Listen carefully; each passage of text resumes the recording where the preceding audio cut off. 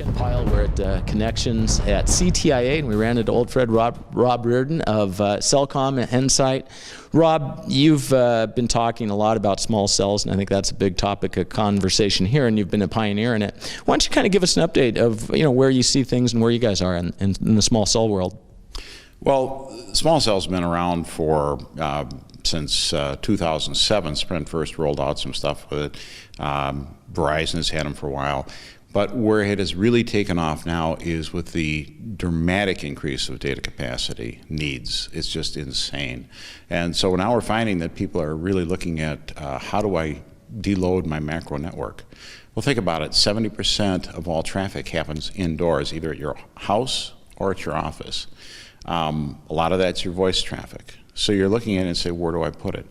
Now you can go to Wi-Fi, but if I pulled up my Wi-Fi here at the hotel, and I was looking at the meter, and there had to be, I think, a list of 14 different Wi-Fis right where I was. And they were only on 3 channels, so you're in a very heavy contention area. The small cell gives you cellular service. It gives you where you need it. It is controlled. It can't be Charlie's or Fred's. It's the cellular provider's network.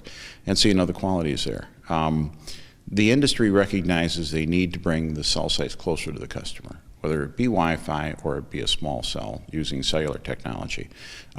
We're thinking that the cellular technology is going to be huge. Where we're seeing kind of an interesting niche is going over to Korea. We saw KT has both SKT and KT are very aggressive in their rollout of LTE over small cells.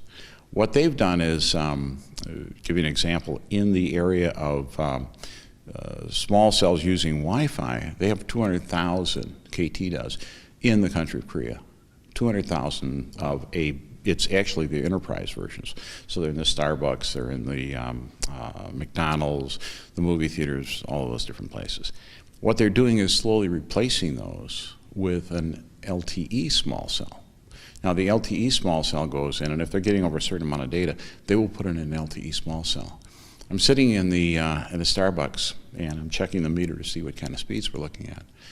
They're looking at in the front, they were doing 30 meg down and 19 meg up.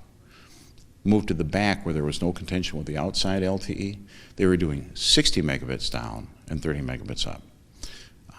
People in Korea are not using Wi-Fi, they're using LTE for their small cells. And just to be clear, that first, that 30 down was actually from the cell tower that was a couple miles away or some distance, right? That was from a small cell in the building, but that small cell was also contending with the outside. Okay. So they had to turn it down, turn the power down, because they didn't want to overblast the outside.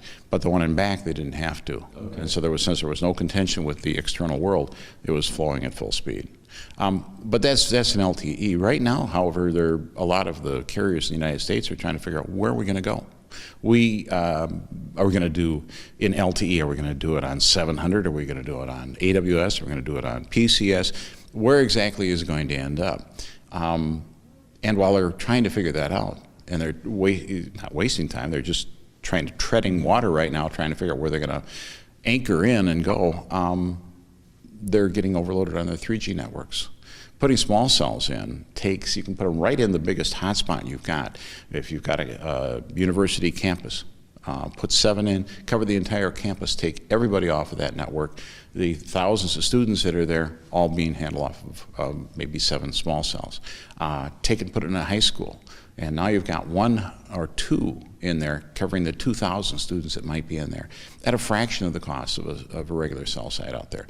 Now, do you say, gee, would it put it in high school? Absolutely you will, because the schools now are starting to use cell phones in their teaching process. And so you've got people wanting to use the service. Now you've got it. Put it in a mall. Again, the problem that most malls are built out of metal type of things, they suck signal. Or put it in a Fleet Farm or a Walgreens. I mean, all of these buildings, these big box stores are built with metal structure, infrastructure, and they basically suck signal. Why not put it inside? And from a cost standpoint, has it come down to the point where it can be competitive with other technologies? It has. The core infrastructure is not, at this point, as cheap as you'd like it to be. But we're looking at doing possibly hosting on that so that everybody can share off of that. There are, that solution is out there. So you can take and say, all right, I'm going to let somebody else host it. Then I'll just pay for the film to sell and the service off of it. And then the prices have come down dramatically. Now, for the residential one, they're still a little bit expensive. But for the enterprise one, they're very economical. And from a backhaul perspective, right, that's the other challenge, isn't it? How do you get that bandwidth back? Actually, that's the beauty of the small cell, is because it uses the internet. So in the case of a residential one, which is going to run you about $300, $250, $200, somewhere in that area, depending where you're buying it, you're using the person's DSL or cable modem. On the enterprise side of it, if you're putting it into a business or otherwise, you're improving the service within the building for them. Partner with the people that own the building, whether it be an apartment complex or it be the particular business that's there. Go in there and just piggyback on their network. You're using bandwidth through a tunnel, so it's not affecting their network and it's not affecting yours because they're separated in the middle of it. But here's the thing, is that somebody puts in a 10 meg pipe into their business and they're maybe not using all of that 10 meg. Well, you can pull off 3 meg of that for your small cell. It's a whole lot cheaper than doing it that way by partnering with them than it would be to, let's say, go out and buy your own 3 meg pipe in, because you could add it up to 15 meg at hardly any cost at all from the local cable company or the telephone company, because once you've got that first pipe in, the addition isn't that much. I suppose one of the other advantages of the LTE is the management of all these devices, right? Because that becomes a big challenge, doesn't it? Well, actually, no. I mean, between whether it's using 3G or LTE, both of them are going to require what they call SON. And the SON network, or self-optimizing network, allows you then to, from a distance, be able to monitor what's happening and adjust as need be. Each of the cell sites does sniff out its neighbors. It does see the power levels of the neighbors, and so can self-adjust to that. And that's really what you're looking for, is to be able to balance your network out without having to have engineers involved. Now, with the enterprise version, you get the engineers involved initially, but take an example of a high school game. You've got a high school football game. You'll have a couple hundred kids all in one location. Well, why not put a small cell in there? Right now, if we have an event, a county fair or something like that, we'll put in a cow. Which is cell site on wheels. Well, that thing is not cheap, and your backhaul is microwave and everything else you're putting into it. If you can find, the high school usually has connectivity, and at night it's not being used anyhow. So plug in a small cell, plug it into their Ethernet, set up a netting through the network, and you're up and running. And you've now got excellent coverage within that building for the event that's going on. Now, think about that if you take it one step further. Why not have the kids that are watching the game videotape the game for you? You can get a videotape. Matter of fact, the guy I'm talking to right now told me about a camera. You can get a $900 camera that has Wi-Fi built into it. So use the Wi-Fi to talk back to a central point, put in a small caching server, and now people in the game can watch actually on their phone the game as it is from a different angle that they're at. If they're at a high school football game or something, they can watch and see the field goal as it goes through, or afterwards on a replay. And it's not taking my cellular network, it's taking my cellular network on a small cell. So it doesn't even have to leave the field to do it. Yeah. It's kind of a fascinating way to look at it. Well, and that's also another fascinating thing about that is now you perhaps could get around some of those high school rules that might be in place that prevent maybe broadcasting that game, because you're not really broadcasting, you're keeping it local.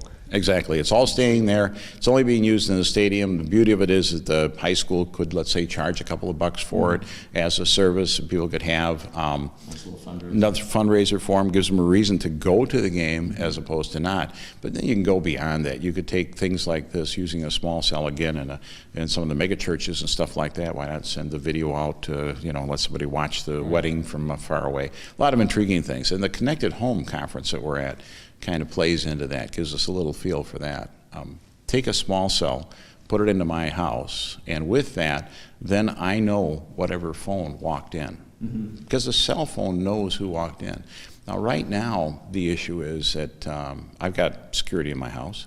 Somebody walks in, I get a door triggered and says, somebody walked into my house. Great. Who? Now, if it's my wife, maybe I want to turn the lights on. If it's my friendly burglar, maybe I want to call the cops. Right. Well, with a small cell, I know that it was my wife that walked in, or I know that my son Robbie got home. And so I've got a situation where I know who it is. I can trigger it to do different things because I now have identity, which is something I can't get any other way. I'm near-field communications job, but this is already built in. And it's identity without the user having to do anything. Right. Exactly, and that's really where you want to get to. We were talking, one of the conferences, meetings I was at here talked about mobile health and healthcare at home. So now you've got a situation where somebody comes home, they're a senior citizen or otherwise, or somebody that's under medical care.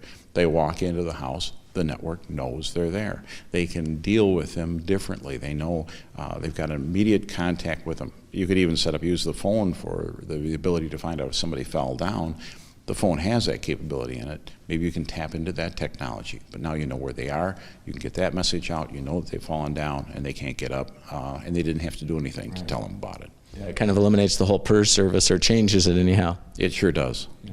So now, just to talk about your company real briefly, because you have a very unique footprint, if you will, right? Because you do have some relatively urban areas and then very rural areas. So the challenges of providing LTE to that kind of diversity must be immense. Well, LTE is kind of an odd duck. We have some 700 licenses, and that's great for traveling from here to wherever. The government is going to be auctioning off the 600 licenses and sometime in the near future, and it really depends on who plays in that arena. It's kind of an odd situation because if you're in rural, you want to be able to cover a large distance with your signal. Well, 600 would be very good for that. We'd love that. The problem is that until we know who's playing there and whether anybody will ever develop a device for it, if there's not a large market for it, we can own the spectrum, but nobody uses it. So it's kind of an odd, do I bid, do I not bid type of thing. And then, of course, if the FCC in their infinite wisdom does what they got talked into doing this last auction, was setting up 1,600 different bands. You know, I guess that did that around the world, but none of the bands work with each other very well, and so your phones don't work together. So again, unlike PCS where everything worked, or unlike cellular where we only had two different frequencies, or two different technologies, but everything on those technologies worked together, now we've got all sorts of different devices that don't talk to each other. So hopefully with the new spectrum auction with the 600, they'll lock in on, this is the band, make it work for you. Don't screw with it, don't play with it. Everybody who has it can use it, and it's open for roaming. If they can do that, that'll help us in the rural area with LTE. The other areas we go into is once we get past the 600 and the 700, of course the 850, but that won't be repurposed for a number of years. So the area, the type of signal that will travel the greatest distance is not necessarily at the moment fully readily available. And then of course the hand devices are not available for it, or the devices aren't. So where do we go from there? Well, then you can go into PCS. But now PCS has about half the distance that it'll travel that an 800 would. And you've also got AWS, and again, that doesn't travel nearly as far. So we're faced with a situation of how do we get that signal out? In my mind, I think the best approach is if you've got the 700, or if you've got something that travels a good long distance, you can deploy that, and that gives you the reach. But you really need to have something underneath it. And even Verizon's doing that because they've been a big play in the AWS. They've got the 700 to give them a big footprint, but then they use AWS, or they're planning on using AWS in the urban areas, give them more frequency, availability, and reuse. We're planning on doing similar type of technology. We're going to be doing something that will cover the big footprint, but then we'll be using the small cells, either in an AWS or a PCS, as a way in which we can now, we're talking LTE because we're using it for both LTE and for CDMA. But we'll use the LTE small cells to cover those dense areas. The beauty of it too is the throughput. If you put in a large antenna that covers a large area, half the distance out, half of the full circle, your data throughput on an LTE might be 7 meg. That's halfway. Anything beyond that halfway is considerably less. Yet right at the core it could be 60. So you can see how much a dramatic drop it is. Back to that small cell. Exactly, and as you get really tight, you know, you're talking maybe only about 8% or 1/8 of the signal out, you've dropped down to like 28 meg through. So I mean, the throughput drops off dramatically. The small cell, your throughput is right there. So put that where 70% of the people use it. The other thing that's kind of interesting is that I've got a small cell. If I'm using it on CDMA or I'm using it on UMTS, I've got the full bandwidth for me. I'm not sharing it with the other 100 people or 2,000 people under that cell site. They're only me and my kids, or me and the other people in my office. I've got 3 meg right there. That's pretty darn good. Yeah, and so from a back to the rural thing, do you anticipate serving customers kind of in a not necessarily to their device, but maybe to like a gateway within the home, an LTE gateway or something like that? It's very much the possibility. It's a couple of different ways that people have done. Rick Virgin up at boy, all of a sudden I can't think of where Rick's company is. In Wisconsin, yeah. Anyhow, he's, I'm going to keep going all night thinking about that. But anyhow, Rick's company, what they're using is using 700 as a backhaul. And then they're putting AWS small cells in to the residences. And the customers where they have poor service, they love it. It's absolutely perfect for them. But, so that's one way you can go with it. I've talked in the past about if we can get the LTE small cell economically enough and hardened, and right now they're just coming out with them, so I don't know where that's going to be.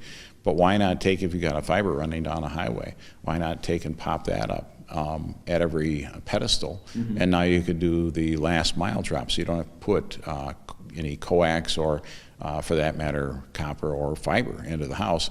You could simply have this as your connection to LTE to the house. Now, that means you're both the telephone company and the cellular company. Not everybody's in that situation. We happen to have that, but our landline is a whole lot smaller than our cellular footprint. Well, that could be significant because sometimes if you have to a mile or so to that farmhouse, right, if you can eliminate that drop, that's a big cost savings, right? Oh, it is. It's huge. It's huge. And if you think about if I've got that kind of throughput, I mean, that's the toughest thing with LTE small cells in the residence as an example, is it's great that I can do 60 meg, but do I have a 60 meg pipe? Unless I've got a really good cable connection, but I'm sharing that with my neighbors too, I probably have 30 meg. Or if you're like me and I've got a microwave linked to the house, well, then I'm okay. But, not everybody has that. Yeah, so it sounds like there's still it's still evolving, but you guys are still a big part of it. So, Rob, I appreciate you being here with us. Thank you very much. Appreciate it.